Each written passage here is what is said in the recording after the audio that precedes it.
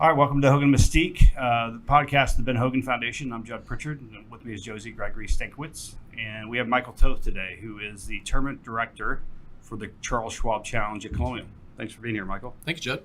Pleasure. So we start every single podcast off with an icebreaker question. Oh. And the question is, what's keeping you up at nights? This time of year, everything. It's one of those things where, even though we've been at the same venue for 77 years, you just wonder what you kind of haven't thought of or what you've forgotten. But I think we're in a good spot. I've done this enough. We have a great committee, great staff. It's probably some of those commitments that haven't come in yet. But weather, that's always, you can't control weather. So that probably keeps me up at night, is once we get inside that 10-day forecast, then I'll feel better, right? Mm-hmm. Yeah, that keeps me up at night. Yeah. I mean, our events are at a much, much smaller scale, but I understand some of that. Yeah, you can't control it. Yeah. It's just one of those things. You can almost control everything else aside from who's going to say yes to play and what Mother Nature decides to serve up our week, right? Mm-hmm. So when you're waiting for those commitments, we have until 5 p.m. Friday before, right? So we've got about a week and a half to know the final field, right? Yep. So I'm you don't have to tell any names, but I'm sure you're waiting on a couple big ones, right? Yeah. Those guys always wait to the end. Yeah, there's always a song and dance that goes with it because the Nelson Field closed out Friday last week, right? So now some guys that haven't committed to the Nelson might now commit to us, and so Tony Finau hasn't. He's verbally committed, but he hasn't officially committed with the tour. So there's a couple ways we're sneaky about it. Mm-hmm. So if Colin Morikawa makes a hotel reservation, we know he's in. Right? If he says, I'm kind of thinking about it, then that's usually a good sign. If we get a flat out no, that's a flat out no. But Tony said he will commit. So we're waiting on Tony to commit, which would be good. It'd be great if Justin Thomas would commit, but I don't think he is. He doesn't normally play after the PGA Championship, but of course he did last year, as you know. And John Rahm, he's, it's a packed time in May. So those are two guys that we're disappointed that won't play. I'm a big Adam Scott fan. He won our event in 2014.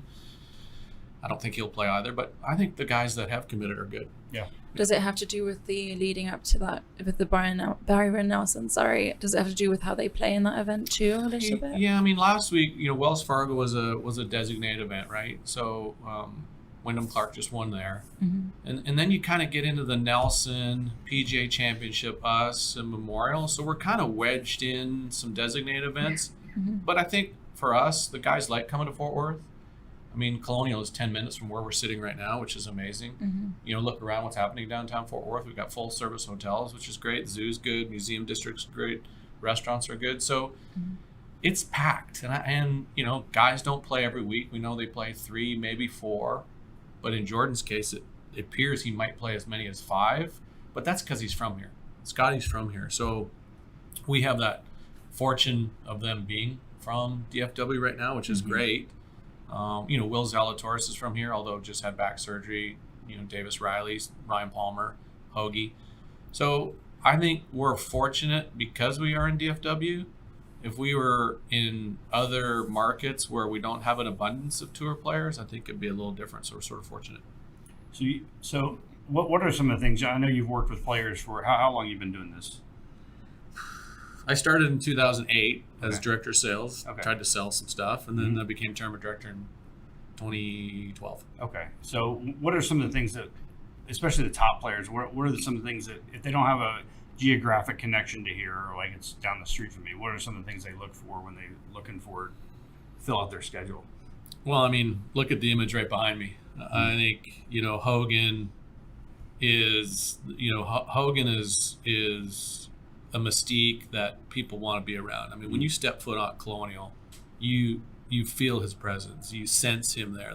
Obviously the Brown statue in the Hogan room in the office and everything that goes with it. But I think what we do in Fort Worth, our committee's committed. We've got a group of young professionals that manage our player relations under Bill Hester.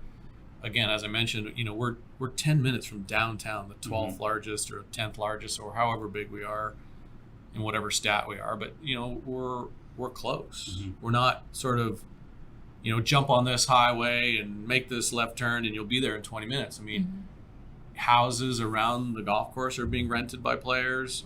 Omni, Worthington, Hilton, full service hotels are all close by.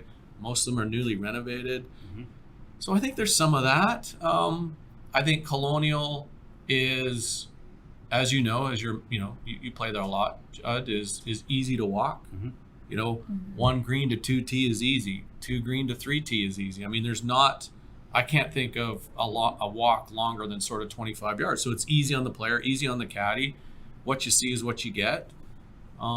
The wall of champions, you walk up to that wall and you see the names on there. And I think guys want to have their name on there. More recently, maybe the truck, maybe the car. Maybe that's an incentive for if you're a car buff and you want to, add a 1973 Ford Bronco to your collection.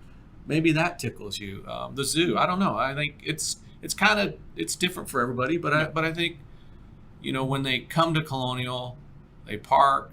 They're in a secured area. Our staff is great. We're all committed to the event. And I think that pays dividends in the end because not every club is committed to their tour event like we are. Well, I always think that, when you're out there the week of the tournament and you think this is just one stop on their circus tour, it does feel, and maybe it's just me being biased, but it does feel like maybe Colonial, because it's still run by the club and not rented by a facility for the or for another organization for the year, and it's still a community event. I think that's the one thing. I mean, you and I went through together the Dina DeLuca partnership and how that ended. It's a nice way to say it. You're being kind. Partnership. Yes, and so and we were both there when really if not for the city of Fort Worth and for its businesses in the city of Fort Worth, we wouldn't be here today, right? So I don't think that's typical of many events, and I don't know really of anybody else that could have any other event that could have pulled that off. So I wonder if I think the players can feel that it's a community supported event and that it's really a rite of, as one of our buddies would say, rite of passage in Fort Worth is to do that for sure. Spring. So. I think there's a few things that come to mind. When I became tournament director in 2012, I went to Doral. It was a WGC event at the time, and I went with who was heading player relations, who's now our chairman, Jim Whitten. And I knew Lucas Glover from when I worked at the American Junior Golf Association, and he and his mom traveled all around the country, and that was sort of my time at the AJGA. And I went up to Lucas and introduced myself, and he said, "Hey, Tothe, how are you?" I said, "Great." I said, I just became the term director at Colonial. And we were walking, and he stops, and he goes, "Hands down, best week on tour." And I was I was new, right? But I knew Lucas. I said, You say that to every Michael Tothe. He goes, "No way, dude." I said, "It is hands down the best week." So a couple years later, I bump into now departed, not from the earth, but to another tour, Pat Perez. That's as good as departed. Gone and forgotten. He said, again, no better week. And I said the same thing. I was like, "Why?" He says, "Look at this place. Look how great this place is." Kevin Kisner at our Champions Dinner when he was speaking, and I think he said something along the lines of, "I hope there's no PGA Tour employees in the room to hear what I'm about to say." It's like, I wish every event was run by the club. This is a special place. The members are involved. The staff are committed, and to your point, I think that's refreshing. But that doesn't take away from what the Salesmanship Club does in Dallas or Valero Energy Foundation in San Antonio. Those host organizations are very different, but we're special. Our committee, our plaid jackets are made up of members. You're a member. Jim Whitten's a member, and they want to showcase Fort Worth and the club the best they can, and they pour their heart and souls into it. And the players feel that for sure. And then Jason Duffner, who on record as being a Hogan fiend, right? Like when he comes and plays, he's in the Hogan room. He's over at Shady. He's soaking it all in, right? So those are 4 different examples, but I think those are meaningful because I don't think they're BSing. Mm-hmm. You know, if they said to maybe the tournament director in Mississippi, this is my favorite event on the PGA Tour, if I was the tournament director, I'd be like, yeah, don't even start with me. But I think it's true. I think the guys really like it here.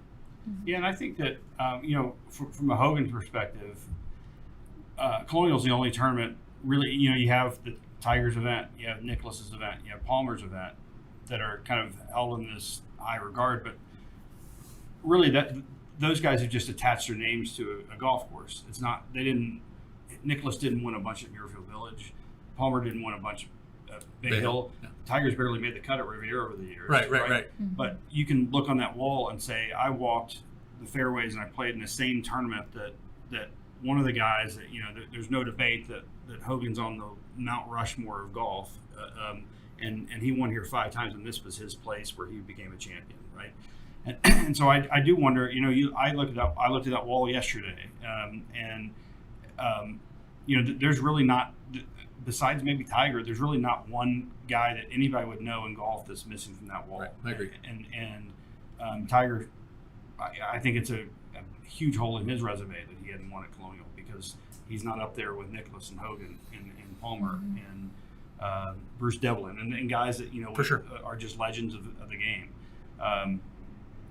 So I like the fact that those guys recognize it because I think too often now we're getting lost in the money and not enough talking about the history of it. So it's interesting. I've been doing these videos and I don't know what inspired me, but every day I post a little something about the tournament, whether it be silly or sentimental or operational. It doesn't.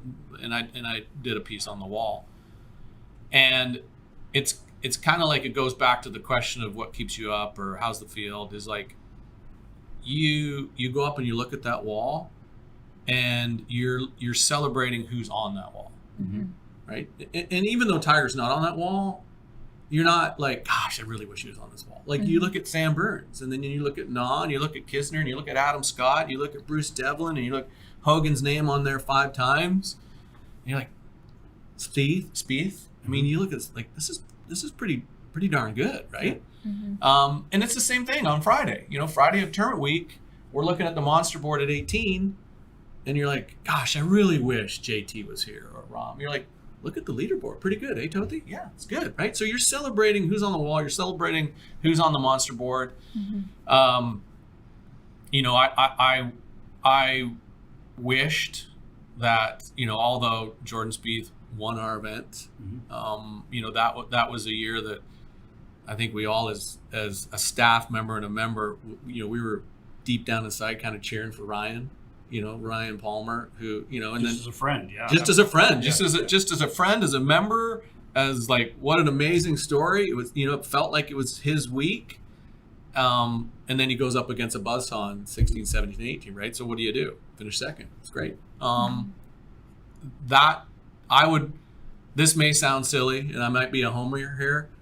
I'd rather have Ryan's name on that wall than Tiger's name on that wall for that reason. I think Ryan is just, he's a big fan of the golf tournament. We're a big fan of Ryan. That he's the other. Of course, Tiger would be great on the wall. Yeah. But I think Ryan would be cool on that wall too. That's and I agree. And I think that for me, I don't look at it like we're missing Tiger's name. I think he's missing being on that wall. I agree. I agree. To me, if he looks at, he may not look at it. I mean, I'm sure he's moved on. Yeah, he's not. That's not keeping him up at night. Yeah, but I do think that when he did come here that one year in '97, that was probably one of the motivating factors for him to play in our event. Is it's interesting because then the course didn't fit his game. I don't think like it does now.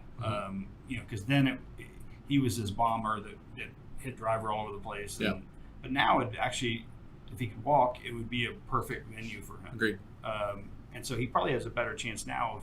I wish he'd looked at it like that, and I wish he could physically play more events, just because we kind of see the second evolution, third evolution, fourth evolution of Tiger, whatever that is. I mean, there's never been. I mean, now obviously we were not alive during the ticker tape parade for Hogan when he won in Carnoustie in 53, 52, right? So like you look at that picture in the Hogan room, and like the streets of New York are 6-7 people deep for Ben Hogan, right? So, I mean, there has been nobody in golf that's moved the needle like Tiger, and that's not any disrespect to Mr. Hogan. I mean, it's different. I mean, Tiger brought an element to golf that opened up so many doors to the sport.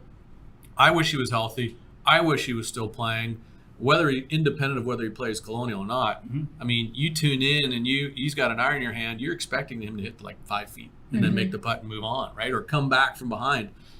I don't know if I think those days might be over, but it's kind of fun watching Charlie come up through it now. But yeah, it's a shame he only played in '97. But I see a lot of the Hogan influence in Tiger, the way he works at it, the way, and I mean, those two guys are, I think, not arguably, but definitely the two best iron players that ever played the game. I think for sure. And you can see, and now just the parallels with the car wreck and trying to come back and all that kind of thing.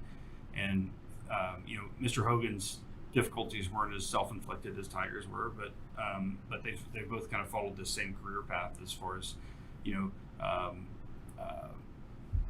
great, and then had some challenges and came back to being great again. I really like that. It really, honestly, until kind of 13, I guess, probably after Tiger kind of started to come back from his first issues. I think he was kind of one of golf's. People loved him, but there's also some element of villain in him too. Sure, yeah. He was like this Terminator, and it wasn't until he became human that I think now he's kind of universal. Maybe people could come in here and tell me they don't like him, but I think mostly universally loved, just because he's now this kind of figure out there that people go, well, he's one of the greats, and So. I mean, 2019. Yeah, I mean, won in Augusta, and then I was just racking my brain now. Was it 19? When did he win Eastlake? It was 18. It was before he won Augusta. Augusta's his last win. And you remember that rope line just kind of failing, right? Yeah, and yeah. I think he was with McIlroy, and McIlroy's kind of trying to sprint up ahead of the crowd, and Tiger's like, I'm not sprinting. Right. I'm going to walk my way right through this damn thing, right? And impressive. Yeah. Impressive. I think if he can get healthy to whatever degree that is, he's always a factor. Mm-hmm. It's always a factor. So you came up through, you mentioned the AJGA. You came up through the AJGA. When did you start with them? I graduated college in 1995, so I started full-time with them in 1995. And we can tell by the way you said organization. Yeah. From north of the border. North of the border. Okay. Grand Dominion to the north, yeah. Okay. So hockey time, hockey period. Hockey. So 95. So that is right when, I guess Tiger's just gotten out of AJGA, right? He's in Stanford, but it's kind of that start of this new kind of youth movement in golf, and especially AJGA. I played that when I was a kid. I don't know if you did, but that was kind of the junior PGA Tour, or still is. Yep. And so you've seen a lot of the same names for 30 years, right? Yeah. How have those guys? How have you seen it change? Because I've seen it change in players' habits, players' health, that kind of thing. We've seen it change at Colonial, and how we recruit players now. Right. It's different. They don't want to go to They're not hanging at the bar. Right.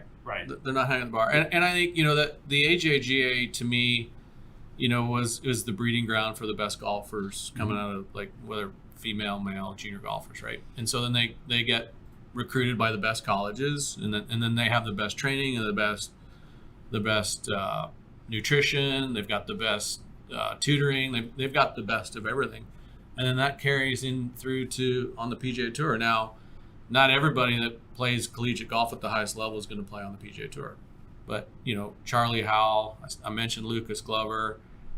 Bo Van Pelt was killer good.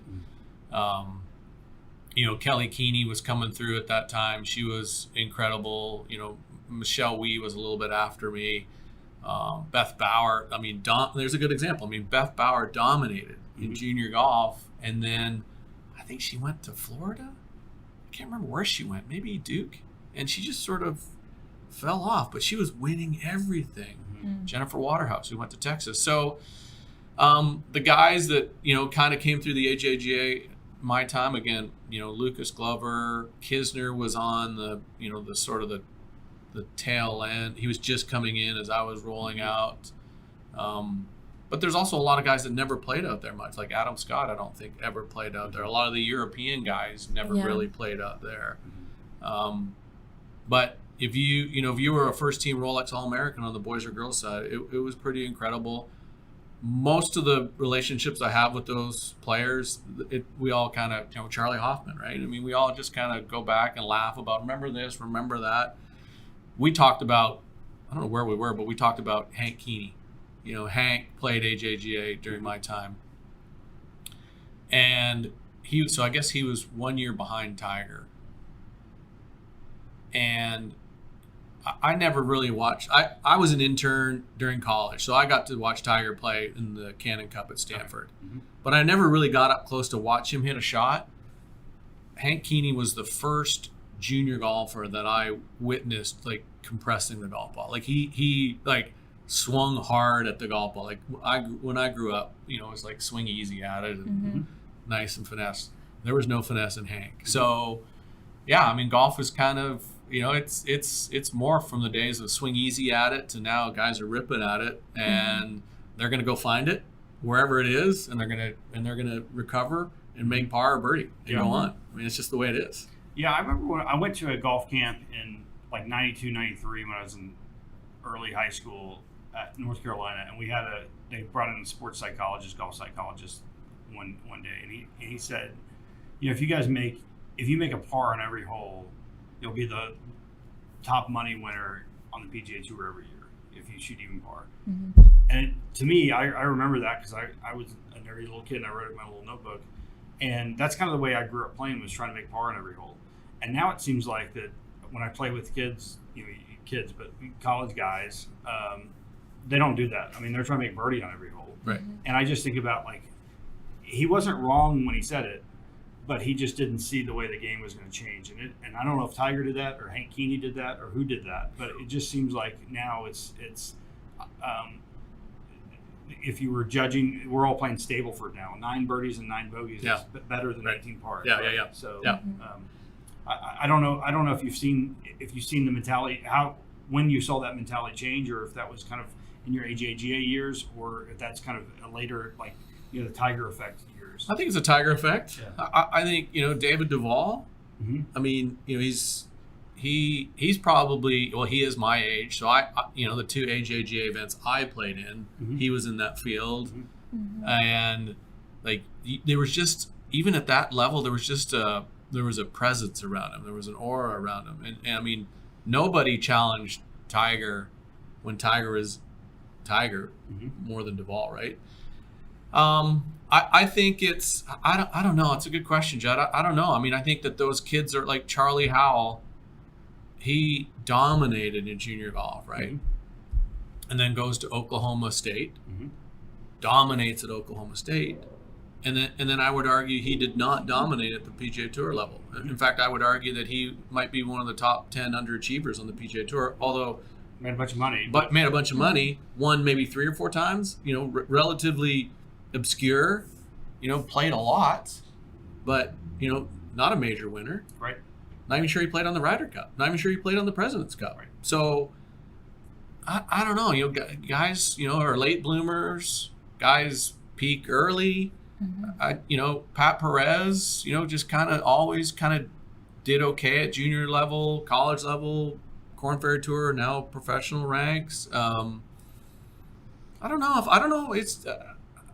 I could put my thumb on that, quite honestly. I just feel like it's the guys that are committed to it. Mr. Hogan was committed to it, right? Tiger's committed to it. Everybody hears about Vijay Singh, the last guy in the range. There's guys out there that after a good round, a bad round, a mediocre round, they're out working on something, right? And so I think it's those guys that are committed to it that see it through. My dad used to always talk about how sorry, Josie. No, you're good. Trying to get a word in edgewise here. Well, you're with Raise two your friends hand. now. So, my dad used to always talk about how when the money jumped up with Tiger, how he worried about that there'd be a bunch of guys just out there and they say, well, 10th place pays 100 grand or whatever, 200 grand, which used to be first place. Right. And so you take some of that fire out of some of those guys. And then I remember kind of later on, he said, the great thing about it is that you have guys, no matter how much money there are always going to be guys like Hogan and Tiger and Palmer and Spieth and Justin Thomas that are just killers. They're Killers. Roms that they don't care about the money. They care about jumping out there. Legacy. Yeah, and winning. And we'll talk about that in a little bit with the other tour and how that affects it. But I do think there's something to that about there's just going to be guys that are going to grind to win rather than guys that are out there to make a check. So. Yeah. No, I was just going to pinpoint, it kind of raises a question with me with the power golf in the UK courses, especially because I was raised in the UK in my golf years, and courses are much tighter. Fairways are really narrow, so you can't really smash it as much as you can in America. And it's just a different game. Like when I came to college here, I had to really relearn how to play American courses. And I always wonder how much English golfers growing up on English courses affects their, coming into the tour and adjusting to playing on American courses, and you're playing with these kids that have been smashing it and really going after it for so long. And then you come as a European and it's more about steady, down the middle, on the green, down the middle, on the green, different mentality. And I always think when you watch some of these, tour players come through, like how much are we seeing American raised golfers go after it more than English raised golfers? It's just a different game. I don't know if you guys have noticed that. I always when I think of an English raised golfer, I think of somebody that's probably played in 45 mile an hour wind, rain, cold hands. Yeah. Persevered through it, like low shots, high shots. I mean, can play in any condition. Yeah. So you come over here and it gets a little rainy and it gets a little windy, and the American players are all like, "Oh my gosh!" And then your European players who can play in a lot of conditions kind of blister and plow through. Mm-hmm. But I think you got to have some different shots. I mean, I played in Ireland in 2007, and I played the Island Golf Club in Dublin, and wherever it's ranked, I have no idea, but it was my first taste of Irish golf. Mm-hmm. And you walk into the little small tiny golf shop, and yeah, you get you walk out to the first tee, and the tee is the size of this table. Yeah, and there's junk on both the left and right hand side for as mile as you can see, and then there's this little fairway. Mm-hmm. And you kind of hit it out there and you get in the fairway and you feel like, okay, this is a win. Mm-hmm. And that's your first taste of Irish golf. It's like, this, for the next 3 days, I'm going to get my butt handed to me. Mm-hmm. It's just different. You're right. It's so yeah. different, but it is so much fun. Oh my God, yeah. I mean, it is so much fun.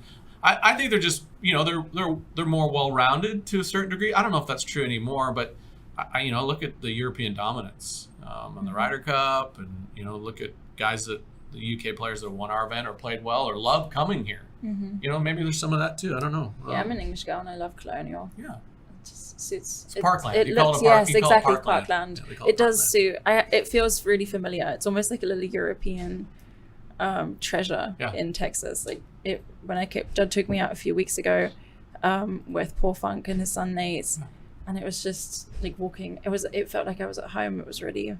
It was almost nostalgic, really. Look what a host I am. I know, good host. Where'd you play college golf? At Newman University. Okay. It's a D2 in Wichita, Kansas. Okay, got it. Carson Newman. Was it? No. Carson Newman. Yeah. Okay, good. I had a buddy that played at Carson Newman. Yeah, I did. He's older than you, but he played there. It's a great school. Good school. Yeah. So I want to talk a little bit about the spot. So we have Charles Schwab as a sponsor now. Yes. Which I would think is a dream come true.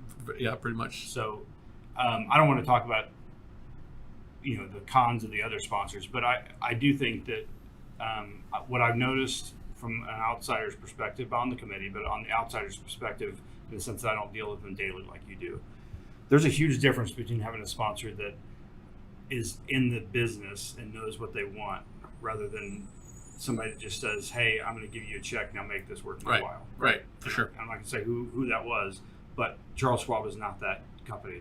They know what they want out of this. And so how does that affect your day-to-day job? Well, I think, when I started in 2008, Crown Plaza Hotels ISG was our title. And they were amazing. I mean, they were really, really good. And they were our title for 9 years. And they made it very clear in 2015 that after the 15 event, they are going to move on. They've committed to us. They committed to golf. It worked. But then you have leadership changes and whatnot. So Crown was great. And then, you fast forward to where we are with Schwab. The difference is that we deal directly with the Schwab team. With Crown, we dealt with Gina and Jen and Grace and Kevin, and then we dealt with an agency. And so now what's happening is you're talking to IHG and Crown, and then you're talking to the agency, and the agency says, well, they really want this, and then you talk to Crown, and they're like, well, no, it's okay. And so you're like, who am I working with here? The agency's trying to justify the existence of being hired by Crown to manage the golf platform. With Schwab, we deal with Derek, we deal with Devin, we deal with Caitlin, and we deal with Brooksy. And that's it. And those are 4 people that are employed by Schwab, and they know what they want. They've known what they've wanted since they started this process. Now, it's gotten easier because, when they became our title sponsor in 19, they had the fortunate or unfortunate to see our event in 2018. But in 2018, we were plastered with logos and thank yous to American Airlines and Burlington Northern and AT&T and Amon Carter. So, we splashed those brands. And so it was a little messy, but it was an ode back to the community for helping us. And we knew it was a 1-year deal. And we knew it was a 1-year deal. Yeah. Schwab sees that, are like, we got to kind of fix all this. And so it took a little while to educate, like, that's not how we normally operate. Gotcha. So let's focus on what's important to you for 19. And we did. And they're like, okay, now that we've got our teeth sort of sunk into the event in 19, here's kind of what we want to see in 21, 22, and 23.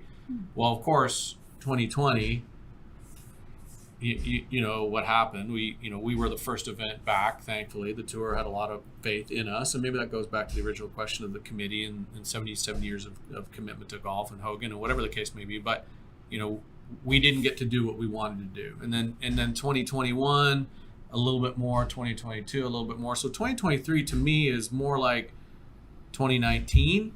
That we're now fully able to do everything that Schwab wants us to do, right? And it's not like they're having us move mountains. I mean, they're like, okay, we want to engage fans, we want the best field, we want to tie some activities into our 70. We started in 1973, so it's a 50-year anniversary. We want to tie some things into our 50-year anniversary.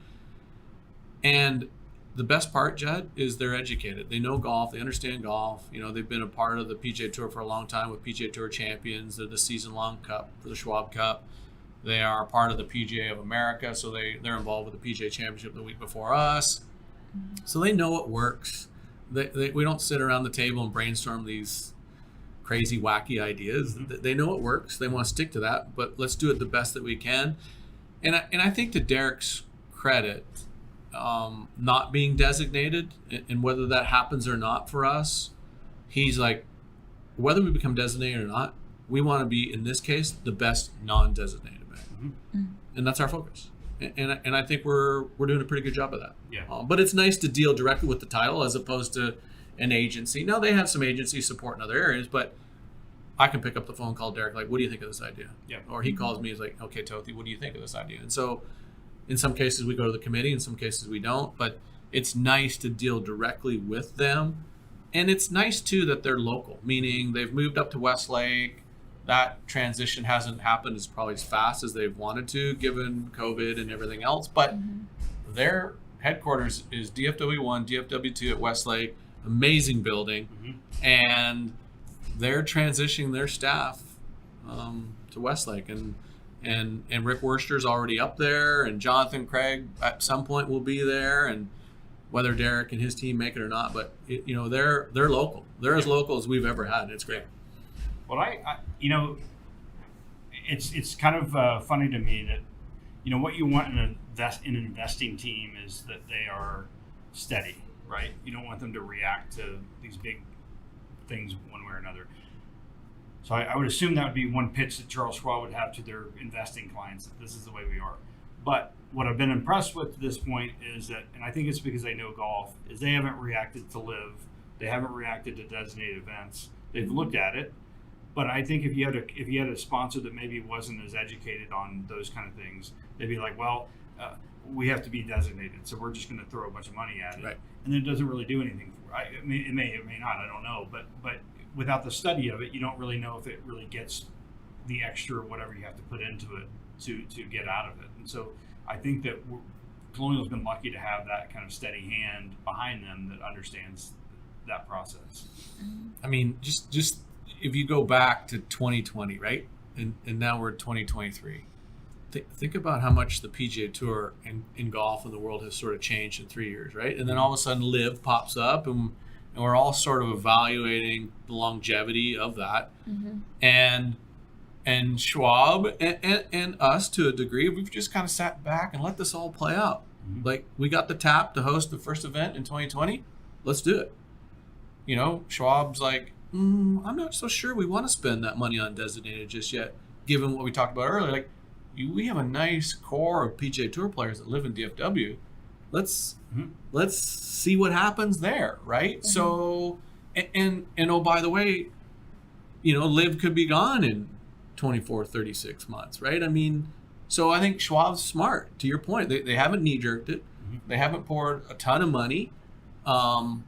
Needlessly into it. Right. And Chuck Schwab himself, you know, 84-year-old Chuck Schwab, he's like, I like the PGA Tour, or I like the PGA Tour Champions product. I want to keep our name on that. And so, okay, check that box. I like our deal with the PGA of America. Check that box. But I love Colonial. Let's just keep doing what we're doing there. And so down the road, if we all decide that post-renovation and we're, you know, the field's being eroded to an alarming degree, then we all look at it. But it has to come from Schwab. It has to come from somebody, and it's not magically going to grow on a sort of a title sponsor money tree, right? So there's only one person it comes from, and they have to decide if they want to do that or not. Well, I think what we're finding is that as the world changes and as professional golf changes, there's certain constants that are still there. Colonial still has the Hogan mystique. It still has the golf course, which will be, in my opinion, much improved in next year. And then it still has the history and the wall of champions, and it still has a location, right? And those are kind of the four things. The only thing that changes is you have maybe some money differences, right? But it's not like these guys that win at Colonial are, you know, having to go to McDonald's after they're done because they're not making much money. Right. They can still go get a nice steak at Bob's or wherever. I think they'll be fine. Yeah. I think they'll be fine. So I think let's talk about the elephant in the PGA Tour room right now, Live, and kind of where did that start in your opinion, and kind of where do you think it's going?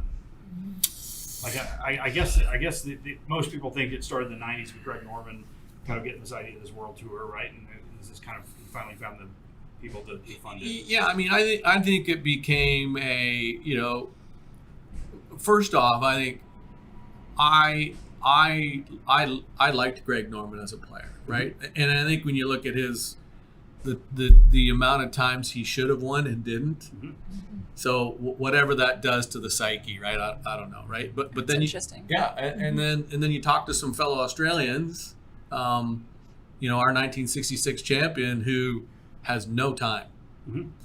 So he and Fincham, to your point, in the 90s or early 2000s, you know, Greg goes to him and says, what about this kind of World Golf Championship sort of idea? And Fincham, like, gives him the Heisman, and next thing you know, there's a World Golf Championship. So I'm sure there's a little bit of that in it, but it was probably around 2019, 2020 that everybody was sort of talking about, you know, another tour and how that all, you know, a global tour, this global tour that's all going to happen. And then all of a sudden, you know, the Saudi Arabians started getting involved in golf, and it just sort of kept growing. But I think it was always one of those things, like, it's all speculation. Maybe it happens, maybe it doesn't. And I think generally speaking, we probably didn't have we weren't educated on that public fund and how big that is and robust that is. And then now all of a sudden it's becoming sort of real, right? And how it became real for me was, I guess it was 2021 or 2022. I called Graham McDowell.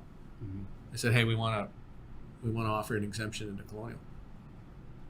And he goes, I think I'm going to be in Europe that week. I'm like, what? Like, what's in Europe? Like, what? He says, well, I may not be able to play. I'm like, and that's what I said. I said, don't tell me. I said, don't tell me. You're going to, I said, not, I didn't say as a friend, but as somebody that's, we've talked a lot, right? Like he came and played at our Cherries Challenge. And I said, you're going to throw away your relationships with guys like me, RBC, and he goes, I know what I'm giving up. And I thought, but do you really know what you're giving up? Like you're giving up Ryder Cup, you're giving up captaincy of Ryder Cup. So I think as that gained momentum, all of a sudden guys started shifting over, the tour reacted, whether we like it or not, they've reacted. And I think it's that settled down. I just don't know. I mean, it's like all the guys and Kevin Na is a champion of ours, and Jason Kokrak's a champion of ours, and so is Sergio, and so is Phil. Those guys have all gone. They still are on our wall. They're still part of our history. But I feel like, quite honestly, it's like only golf media really talking about it. Like the average Joe Blow sports fan probably has really no idea what that all means and why they can't play here and why they can't play there. And I think a lot of them, some of my friends are, weekend casual golfers, and they thought a bunch of them just retired. Yeah. They were just like, oh, I guess they're done at 35, 40. Josie, I'm with you. Like, to me, honestly, they're in this black hole, this abyss. They're gone. Like, now they're going to pop up at the Masters, and they'll pop up at in Rochester, and they'll pop up at the U.S. Open and the Open Championship. But for the most part, they're gone. And what's interesting, Koepka played well at Augusta. Phil obviously played well on Sunday. But I have to believe as ego-driven as they are, and for them to be like on a pedestal for 4 days, lots of people around them, lots of energy. The vibe is amazing at Augusta on Saturday and Sunday. Brooks Koepka's got it right here, and then sort of crumbles a little bit. He goes and plays in Tulsa to 5,000 or 6,000 people. I mean, at some point, it has to play in his mind, like, have I really made the right decision here? Sure. I mean, like, those guys feed off that energy. It's like any other sport. If you're on a hockey team or an NBA team or NFL, well, not NFL, but Major League Baseball, and you're the Yankees and you roll into Florida, and there's 4,000 people in a stadium, like, well, this isn't really fun. Right. Yeah, I mean, I agree with that. I think you go into Boston and it's packed house, like, okay, let's play, right? And you go from playing for legendary moments, right, for historic moments, to playing for dollar bills. And I think if that's your only focus, I guess you can be happy on the Live Tour, but at some point, money is just money, and then you miss those big historic. I mean, I know they get to play in the big tournaments, but still, right? You're missing out on, you're not making the same mark. It's not even an event. To me, it's not even a tour. It's just a series of events where 48 of the same guys come together and play. And I think, the three of us, having grown up playing golf and maybe having dreams of golf beyond college, when you're a 10-year-old, I see it now with my 12-year-old, he is not on the putting green thinking this putt is to win $4 million. It's this putt's to win Colonial. This putt's to win the Masters. Win the trophy and have your name on the wall. Right. Yeah. And these childhood dreams are not built in money, because it's crazy for people to stage this as you go to live and you make a bunch of money. You stay on the PGA Tour and you don't make very much money. They make a bunch of money on there too. And the off the course money is a lot of times even better than what they make on the course, just because of the impact they have. Yeah. But all those guys, if they're being honest, grew up with the idea of I'm gonna be a legacy like Hogan, or I'm going to be like Nicklaus, or I'm going to be like Palmer, or I'm going to be like Bobby Jones, or whatever. It wasn't about the money for them. But at some point that changes. And I think we saw maybe in the Netflix, there was some how that does change. things in that. Your point about Greg Norman, I think psyche is interesting, because I think some of those other guys look at it like, man, I may not, I've had a few bad years, and I may go grab the money now. But I do think that I agree with that. I think for me it's like it reminded me. I told my wife after the Masters, Brooks Koepka nearly wins. I said, he just went from the Masters and he's going to go play in the Ice Capades next week. Right. That's basically what it is. Yeah. He plays in the Olympics, and then he's going to go skate around for Disney on Ice for a couple weeks. It's crazy. I don't get it as a competitor. But I agree with that. I think it made sense in some ways, like you said in the Netflix documentary, especially. I think like the Ian Poulter thing, I saw the sense in that he's looking at his family, he's trying to set up his family and his next generation, and he's kind of seeing that his time on the PGA Tour has come to an end. In some ways, if anybody watching this loves Ian Poulter, I love Ian Poulter too. I don't want to offend him, but like I saw that coming as like a decision made for, like I have a wife and I have kids, and I want to do the best for them, and I see that and I understand that, and I think if that's an option, that's something. But then there are other ones that left who are just who are idols, and like that I don't understand at all. I think it's just it's sad, but I'm also very confident that the next generation coming up is extremely strong, and I think the people that have left, this is going to be really harsh, but they are replaceable, and I think they will be replaced by legends who are going to come through. We made room, I guess, or they made room for new young blood, I guess you can say, and 10 years from now this is just going to be, who cares? Yeah, and I to your point, I felt bad for Ian Poulter, because I think that he that was the most stark example of I'm giving up legacy, which I would imagine since he's been the first time he teed it up at the Ryder Cup, he's been dreaming of being a Ryder Cup captain. That's right. He gave that up. That's right. And maybe for his family, and it's didn't think honorable about and all that kind of stuff, and I get it. But man, it's just sad to me that your childhood dream goes away because you want to go make it a couple extra and bucks. he's like setting up his kids and stuff, right? So it's interesting, like when I watched the Netflix piece on Poulter, I texted him after. I said, I loved the piece, and I loved how you opened up. I got to know your family. He texted me back. He said, hey, thanks, Michael. I feel confident I'll see you one day again. And I didn't respond to that because I don't know if we will. Yeah. It's like he gave up being a Ryder Cup captain. He gave up legacy to a certain degree. He stabbed Americans in the heart in the Ryder Cup, right? I mean, he daggered right through their chest. And that's gone. Yeah. I get it. It's a business decision. I get it. But, if somebody was going to offer Michael Tothe $20 million, that is life-changing for me. Even 10.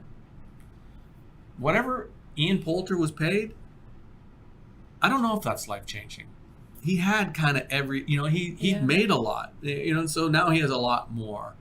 And they, I don't know if they all know what they've given up, or they think there's this glimmer of hope that, well, we'll do this for 4 or 5 years, and the long-term plan for LIV is that there is no long-term plan. It's like, guys, when we get through this first round of contracts, you guys are all paid, and we're gonna go back, and you guys go back.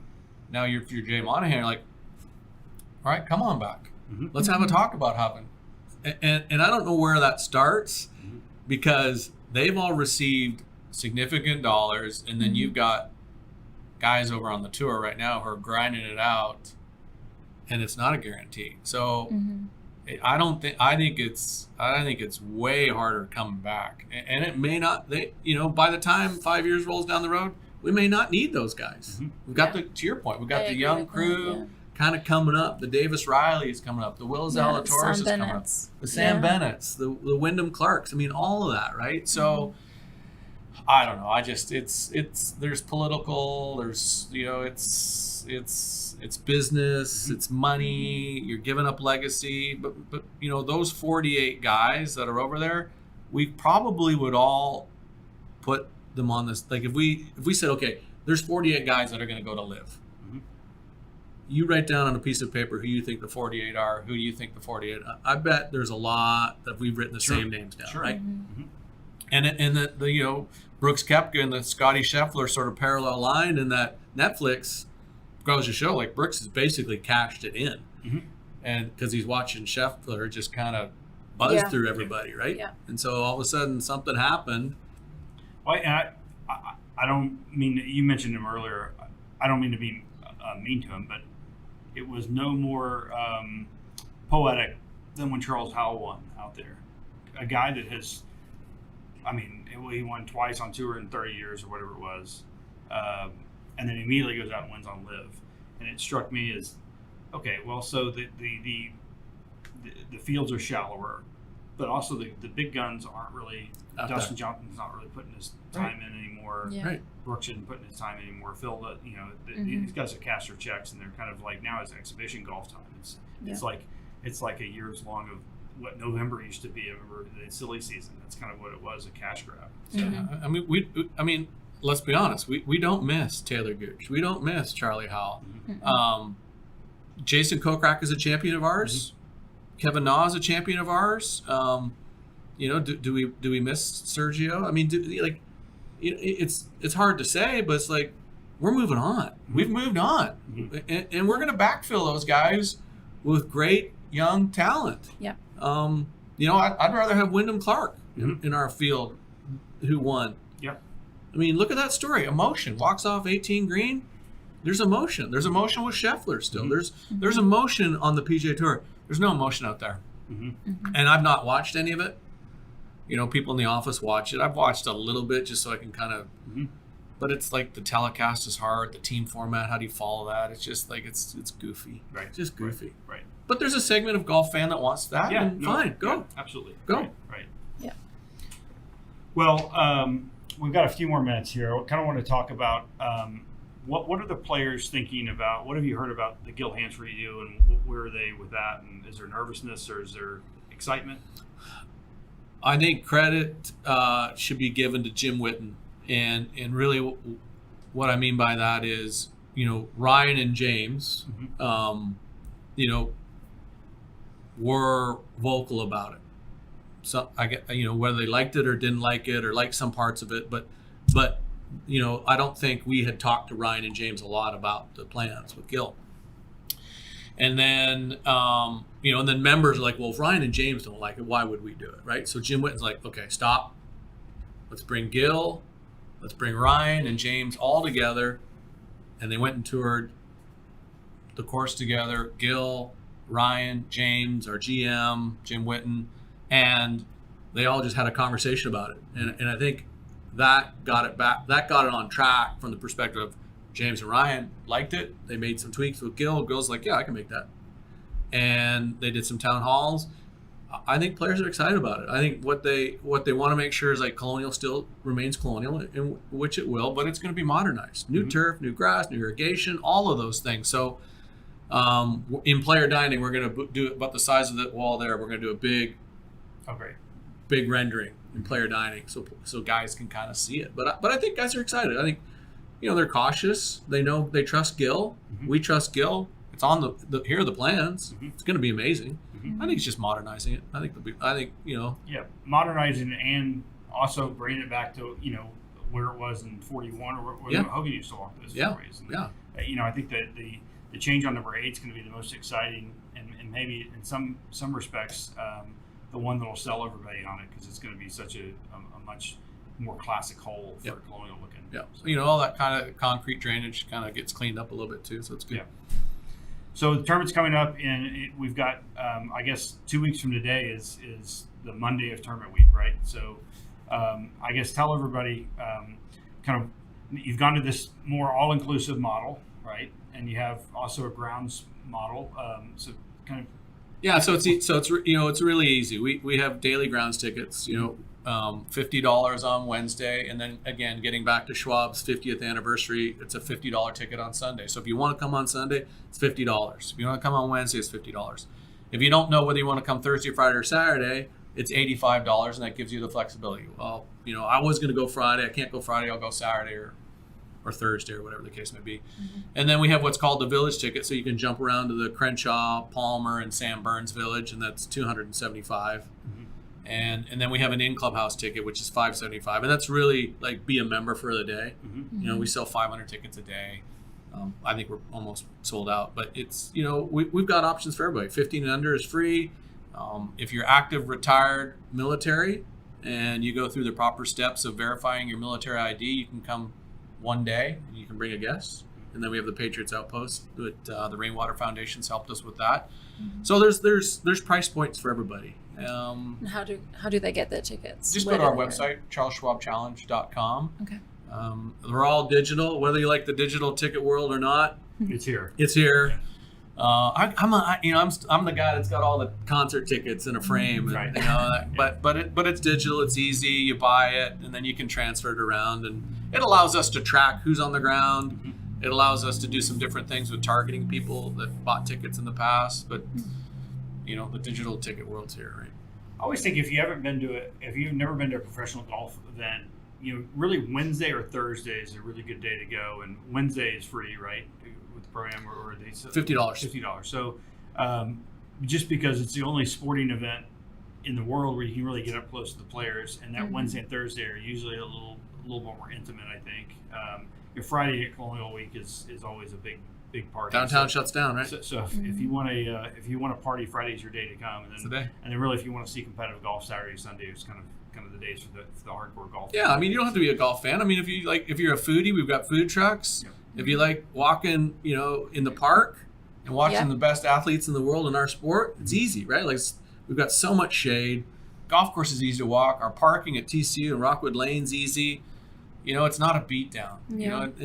Our Uber drop off is incredible. You drop off right behind number one green, pick up at number one green. So there's options for everyone. And then it's paved most of the way, isn't it? It is paved most of the way. So you could bring a baby stroller too. You could, Take your absolutely. family out for the day. Absolutely. It's a small property. You and I have been to a bunch of other different PGA Tour properties where you're walking for acres and acres. And we've got a tiny little property that it's kind of fun to say, hey, this guy's on 14 green. Let's zip over to 9 green and go watch this guy finish up. And it's not really that hard. You can be you can be anywhere you want to be within 10 minutes.